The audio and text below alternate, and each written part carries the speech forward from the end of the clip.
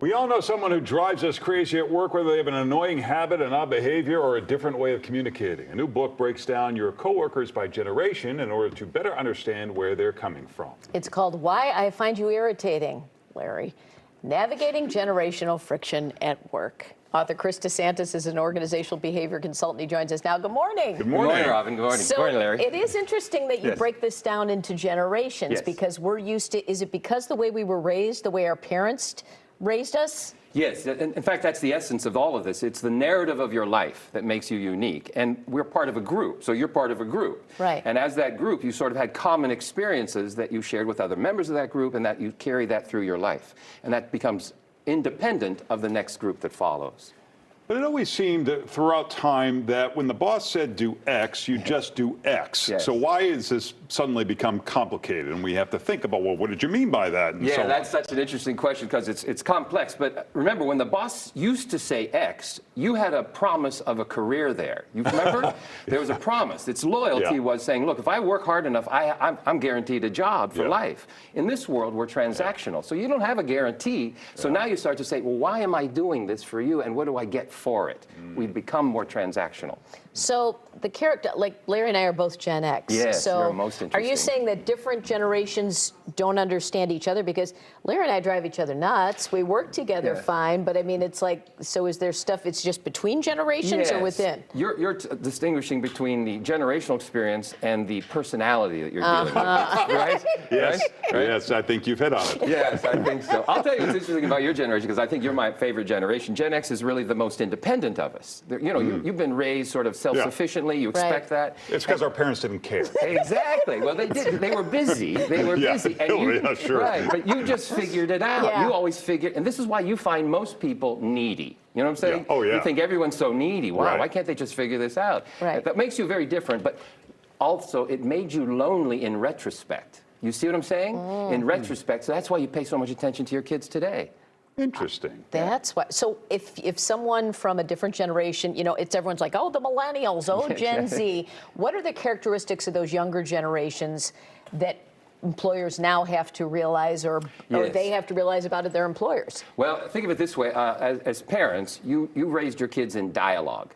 You're much more dialogue. You weren't raised with dialogue. If they told you what you do, you did it, right? Yeah, right. If they said anything at all. Yeah. These kids are raised in dialogue. So they have an expectation of a conversation. So when I give you an assignment, I'm not just going to take it. I'm going to say, well, why are we doing it that way? Yeah. Well, let me do that. And you're thinking, wow, I just gave you an assignment. This is a soliloquy, not a dialogue. Yeah. You see what I'm saying? So the expectation has to start to be explain things and then talk about it if it's appropriate to do so.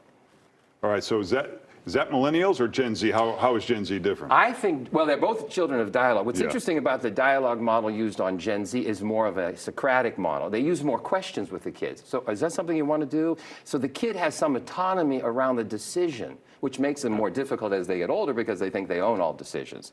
But it's an engagement that sort of arrives at a decision based on some input that interesting questions that parents ask. You follow how that model works? I've seen I'm sure you've seen these things on TikTok. Every generation's like, those kids. Yes, but it's, right. you see these like, I have to work an 8-hour day. I know. I mean, and I'm sure it's not, it's not everyone, but it's like, what, is that really a thing, these expectations? Talk about some of the expectations. Yeah, that's an interesting question, because what one author calls this is a slow life strategy, meaning that it's taking us longer to become adults.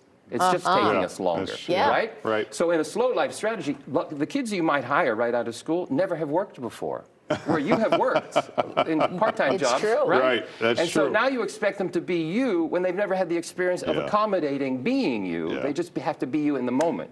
And so this 8-hour day is really several questions. Why are we doing it? One, if I can do more and less. And secondly, I have no experience with this. But aren't you just supposed to say, well, this is the job? Here you are. You know what I mean? It's like, if that's what they tell you, then don't take an 8-hour job, right? Again, I think we're going to start reshaping how we work with that as a consequence. So to your point, let me take it from the other side. We haven't really talked about baby boomers. They're running the show right at this point, right? And so now they're saying, even though you may be able to work from home and do it efficiently, we demand that you be here 3 days a week or 4 days a week. Well, why? Well, because as a baby boomer, remember now, we were able to separate work from home, right? Yeah. So when I was at home, I was just goofing off, right? Now, as a baby boomer, in the back of my mind, I'm thinking, you're at home. I know what you're doing. You're watching Days of Our Lives, you know. And so in that sense, You're such a boomer thinking that we're watching Days of Our Lives. Exactly. Right, exactly.